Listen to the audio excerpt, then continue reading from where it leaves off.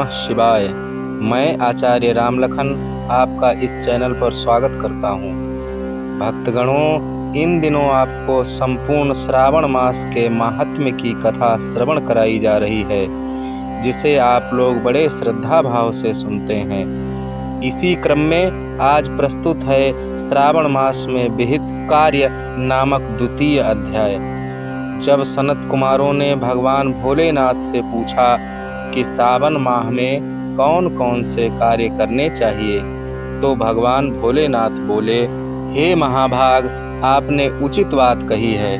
हे ब्रह्मपुत्र, आप विनम्र, गुणी, श्रद्धालु तथा भक्ति संपन्न श्रोता हैं।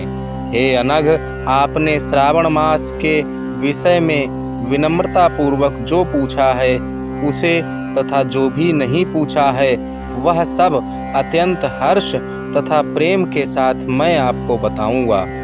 द्वेष ना करने वाला सबका प्रिय होता है और आप उसी प्रकार के विनम्र हैं, क्योंकि मैंने आपके अभिमानी पिता ब्रह्मा का 5वां मस्तक काट दिया था, तो भी आप उस द्वेष भाव का त्याग करके मेरी शरण को प्राप्त हुए हैं।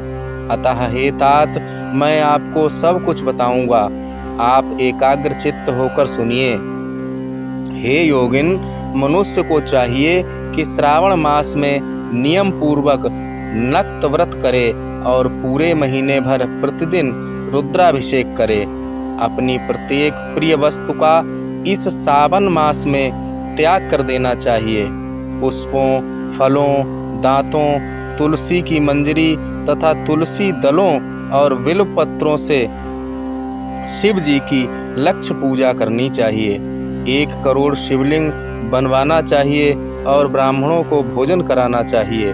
महीने भर धारण, पारण, व्रत तथा उपवास करना चाहिए। इस मास में मेरे लिए अत्यंत प्रीतिकर पंचामृताभिषेक करना चाहिए। इस मास में जो शुभ कार्य किया जाता है वह अनंत फल देने वाला होता है।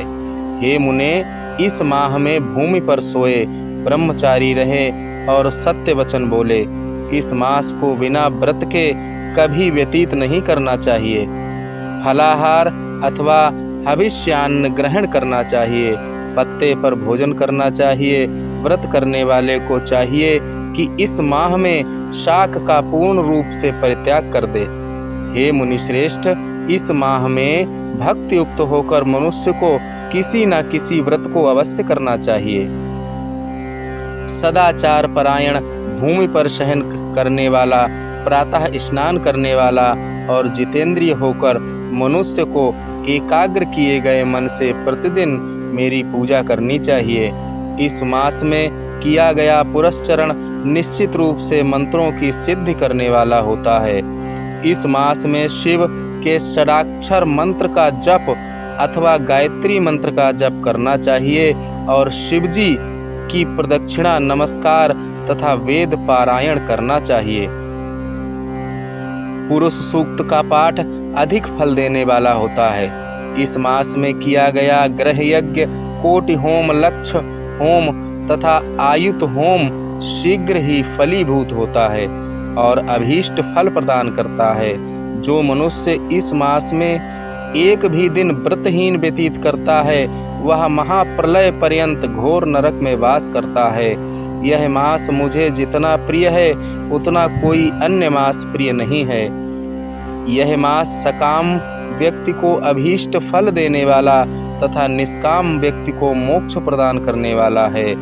हे सत्तम, इस मास के जो व्रत तथा धर्म हैं उन्हें मुझसे सुनिए। रविवार को सूर्य व्रत तथा सोमवार को मेरी पूजा व नक्त भोजन करना चाहिए। श्रावण मास के पहले सोमवार से आरंभ करके 3.5 महीने का रोटक नामक व्रत किया जाता है।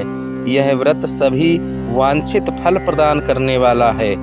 मंगलवार को मंगल गौरी का व्रत, बुधवार व बृहस्पतिवार के दिन इन दोनों वारों का व्रत, शुक्रवार को जीवंतिका व्रत और शनिवार को हनुमान तथा नृसिंह का व्रत करना बताया गया है।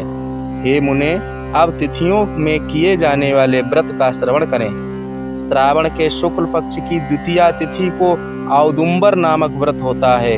श्रावण के शुक्ल पक्ष की तृतीया तिथि को गौरी व्रत होता है।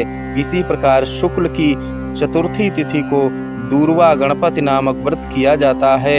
हे मुने, उसी चतुर्थी का दूसरा नाम विनायकी चतुर्थी भी है। शुक्ल पक्ष में पंचमी तिथि नागों के पूजन के लिए प्रशस्त होती है। हे मुनिश्रेष्ठ, इस पंचमी को रौरव कल्पादि नाम से जानिए। षष्ठी तिथि को सुपौदन व्रत और सप्तमी तिथि को शीतला व्रत होता है। अष्टमी अथवा चतुर्दशी तिथि को देवी का पवित्रारोपण व्रत होता है।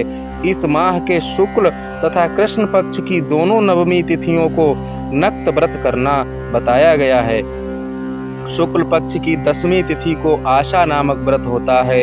इस मास में दोनों पक्षों में दोनों एकादशी तिथियों को इस व्रत की कुछ और विशेषता मानी गई है। श्रावण मास के शुक्ल पक्ष की द्वादशी तिथि को श्री विष्णु का पवित्रारोपण व्रत बताया गया है। इस द्वादशी तिथि में भगवान श्रीधर की पूजा करके मनुष्य परम गति प्राप्त करता है। उत्सर्जन, उपाकर्म, सभादीप, सभा में उपाकर्म, इसके बाद रक्षाबंधन, पुनः श्रवणाकर्म, सर्प बलि और हयग्रीव का अवतार, ये 7 कर्म पूर्णमासी तिथि को करने हेतु बताए गए हैं। इस मास में शुक्ल पक्ष की प्रतिपदा तिथि से लेकर सब तिथियों के पृथक पृथक देवता हैं। प्रतिपदा तिथि के देवता अग्नि, द्वितीया तिथि के देवता ब्रह्मा, तृतीया तिथि की गौरी और चतुर्थी के देवता गणपति हैं। पंचमी के देवता नाग हैं और षष्ठी तिथि के देवता कार्तिकेय हैं। सप्तमी के देवता सूर्य और अष्टमी के देवता शिव हैं। नवमी की दुर्गा देवी, दशमी के देवता यम और एकादशी तिथि के देवता विश्वेदेव कहे गए हैं।